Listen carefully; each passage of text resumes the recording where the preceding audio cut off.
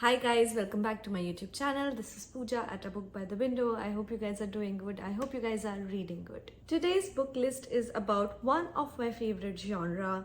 I'm talking about 5 books that are a perfect mystery slash thriller read if you want to get into more of thrillers or you're already a fan. And talking about myself, I'm already such a big fan of thrillers. They are my go-to books when I'm feeling like I am in a slump and I need something really fast-paced to get me back into the reading game. And over the years, I have read a lot of thriller books that have been my favorite. I have had moments of a love-hate relationship with the particular genre as well, because sometimes I feel the authors really do us bad by twisted tales and get into our head, but I certainly do enjoy reading it a lot more than other genres. And I thought today might be the perfect time to talk about some of these books that have been my favorite for so many years. Maybe you'll get a chance to pick a few from the list and then my job here will be done. It's again a very sunny afternoon in my California apartment. It's become a little bit hot, but there has been a lot of wind outside the window and I have been enjoying this weather. And as a matter of fact, talking about thriller reads, my current audiobook read is also a thriller because I have been feeling very out of touch with my reading. I will be honest with you guys. And with that, I want to get back into at least feeling like I am reading something. So, and it was also long due that I pick up an audiobook, and I found this one on my audiobook app. It's called Sadie by Courtney Summers, and it's been kind of a podcast-ish read so far, and I've been enjoying because when I go out for walks, I am tempted to start the book. I don't actively read audiobooks on my runs. I've tried that before, but I don't get that pump of energy with someone just speaking in my ear. But I have been trying to get out of my house more by little walks, and it has been really helpful for me and my mental health. Now with that gibberish out of the way, let's get into the actual reading list. Grab a coffee, grab a cup of tea if you may, because this list is going to be a little bit steamy, and if it is your cup of tea, I'm pretty sure you're gonna enjoy it. First up on the list is Gone Girl by Gillian Flynn. This is a very popular masterpiece that has been lauded ever since it came into existence. There also has been a very popular movie on the book, and that's one of my most favorite movies. I've watched it a couple of times, and every time I watch it, I'm always in awe of the story, the narrative.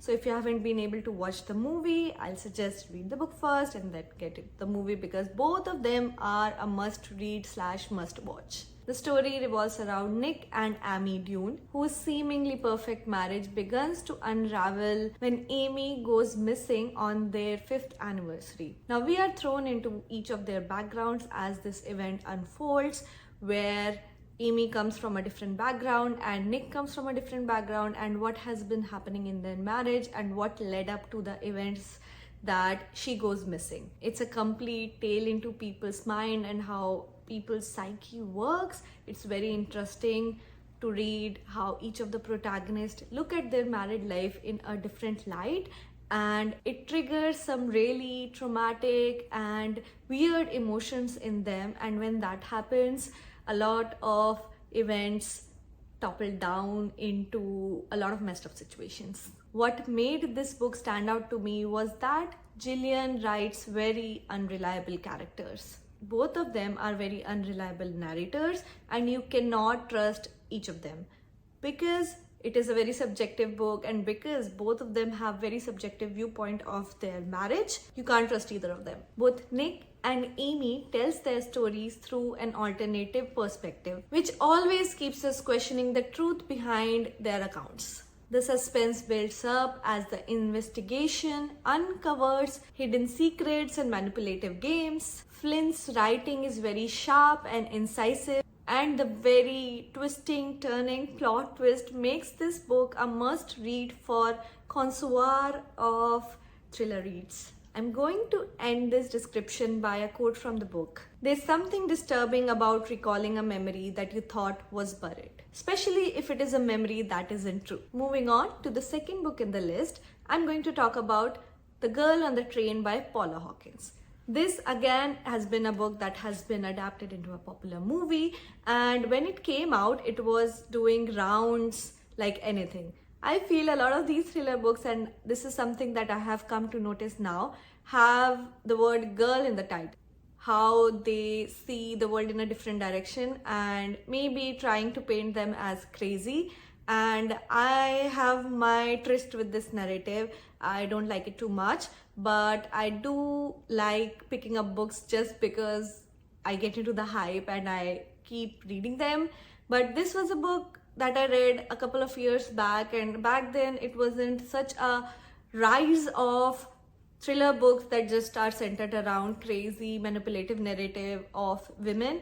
But having said that, I did enjoy reading this book, so take this mini review / description with a grain of salt. This psychological thriller introduces us with Rachel, who takes the same train every single day, and from the train she sees a couple, and this has been her routine every single day. When the woman from this couple, Megan, goes missing, Rachel finds herself drawn to the investigation, and in return, as a response, she finds herself that she has uncovered some very uncomfortable truth about her own life. I truly felt that the story's strength lies in the unreliable narrative that Rachel keeps telling herself, and it's like the whole story is cooked up in her head. It is very fragmented and scattered, and it immerses the reader into a sense of confusion and paranoia along with the main protagonist. The author very expertly weaves themes of obsession, betrayal, and identity into a suspenseful narrative that keeps the readers hooked till the very last page. There's a very interesting quote from the book that goes like, "The girl on the train sees everything but knows nothing." I hope you get a chance to pick this one up. Moving on to the third book in the list, My Sister the Serial Killer. I'm not going to try and pronounce the author's name because I'm pretty sure I'm going to massacre the pronunciation, so we'll steer away from it. Having said that, this is one of my favorite books. This is one of my favorite audiobooks because when I first came across it, I picked this one up as an audiobook, and it is a very small 4-hour audiobook. It kept me hooked to it till the end, and I am sort of a moody reader when it comes to audiobooks as well because I am very distracted and I'm doing other stuff as I'm going about it. But this one, I gave it my complete attention, and that's always a sign of a book that you cannot leave. So you can tell that it is a fast-paced, tightly wound book that you cannot even leave for a second. And who wouldn't want that kind of entertainment in their otherwise boring life? This is a novel that blends dark humor with thriller elements that is both engaging and thought-provoking. This story follows Corey Day, who is constantly cleaning after her younger sister Ayula, a very lethal serial killer. The story explores themes of family loyalty, morality, ambiguity around it, and the complexities of sibling relationships. The prose is very witty, it is very engaging, and it is a very unique dialogue on what would go in a serial killer's mind, more specifically a serial killer who is a woman, and you are listening to it, you are reading it from the perspective of the sister who has nothing to do with the killings, but she has everything to do with covering it and cleaning up after it. So she has a lot of thoughts. It is certainly a standout read, adds a very fresh twist to the genre. The mix of suspense and dark comedy makes it a very fresh twist to the genre itself. I'm going to end this discussion by a quote from the book. "I'm not a hero, I'm not a villain, I am a sister." Let's move on to the fourth book in the list. This list wouldn't be complete without mentioning a classic, and who better for thriller than our very own Agatha Christie. The book that I'm talking about is The Murder of Robert Ackroyd by Agatha Christie. This classic detective novel follows Marion Hercule Poirot, who investigates the murder of a very wealthy man in a supposedly peaceful English village. This novel is very famous for its ingenious plot twist, which has inspired and influenced a lot of publications around the world since its inspection. Whenever I'm reading a suspense or a thriller, I always try to guess what is going to be the ending or who is going to be the murderer, and in this one also I tried to do that, but what happens in the end completely blew away my mind, and I have been gobsmacked by how well the plot was written, and I couldn't see it coming. That is the beauty of Agatha Christie's novel, and you cannot miss reading at least one of her books. When I was in London, I had the great pleasure of seeing one of the plays by her. It's called Mousetrap by Agatha Christie. It runs for over 70 years now, and even then, just the beauty of the play, just the beauty of the story is what stands out, and it is still relevant, it's still running to age. So I am a fan. I am always going to talk about her books, and that's what I'm doing here. In this book particularly, Christie's masterful use of misdirection and her very carefully constructed plot will certainly keep you guessing until the final reveal. It is a quintessential example of the golden age of detective fiction, which showcase Christie's unparalleled skill in crafting complex and surprising mysteries. Let's end this discussion by a quote from the book. The truth, however ugly in itself, is always curious and beautiful to the seeker after it. I've said enough. I hope you get to pick up this book soon enough in your life, and you are also singing praises of it like I am right now. With that said, we are almost at the end of the list, and I hope you're enjoying so far because this list is going to end very soon. The fifth and the final book in the list that I have for you today is The Silent Patient by Alex Michaelides. This is the most recent book that I read under thriller that completely took me by a storm. It was very engaging and I couldn't put it down, and I really needed a book like that at that time in my life. This debut thriller novel follows Alicia Berenson. She is a very successful painter who has been accused of murdering her husband in their own bedroom, and then after the deed was done, she became completely mute.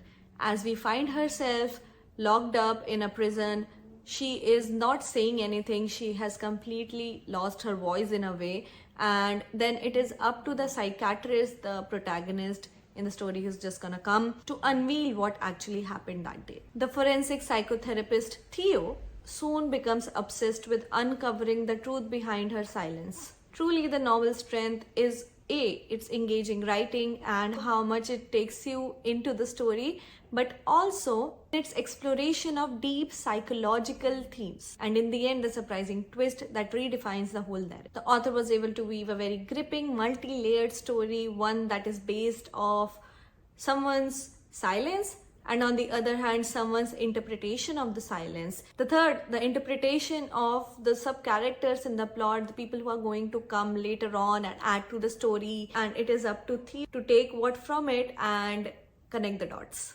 This is the final book of the list, and I'm going to recommend this one a bit more by this quote. You can't ever know what people are really thinking, but you can try to understand. And there you have it. 5 very fantastic thriller suspense reads that are sure to keep you engaged and hooked on your seat. I only kept this list short in the interest of time, but if you are interested in more such lists, I will be sure to make a part 2, part 3, whatever you call it. You just have to let me know in the comment section below what you thought of the list, if you have read any of the books, and how valuable this video was to you in that regard. In my opinion, each of these books brings something unique to the table, whether it is a very innovative narrative style, a blend of humor and suspense, or a jaw-dropping twist. I would love to hear your thoughts on the list and the books. Be sure to like the video if you like the list. Comment down below, share it with your friends, and if you're really liking the channel, make sure you're subscribed to it. I make book related videos here. They come out every week on Friday, and I've been having a lot of fun making these videos. And as always, if you have any feedback for me, my comment box is always open. I'll take your leave for today. In the meantime, I hope you get to read some really nice books, and I will see you guys next time. Thank you for watching.